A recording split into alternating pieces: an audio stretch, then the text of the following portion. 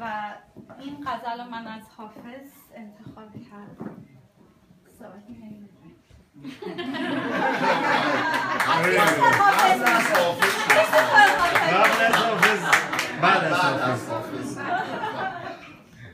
میگه زلف آشفته و خوی کرده و خندان لب و مست، پیرهن چاک و غزلخوان و صراحی در دست، نرگسش عربده جوی و لبش افسوس کنان، نیمه شب دوش به بالین من آمد بنشست. سرفراگوش مرا آورد به آواز حزین، گفت که ای عاشق دیرینه من خوابت هست؟ عاشقی را که چنین باده شکیر که دهند شبگیر. That's close enough.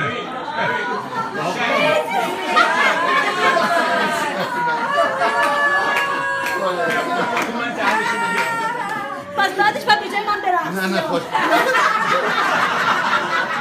اون جایی که اشتباه به رقصی میاد کمک میکنه.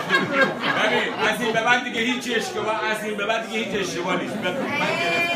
حالا دیگه شبگیر یا شب عاشقی را که چنین بادی شبگیر دهند کافر عشق بود گر نشود باده پرست. برو ای زاهد و کی بود داشت بگو کی بود؟ برو ای زاهد و من دور کشم خورده نه روز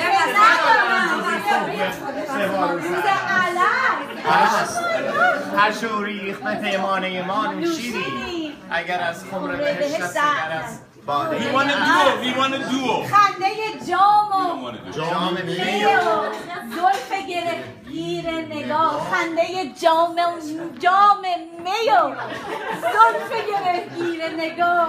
ای بسا توبه که توبه ی حافظ بشکن.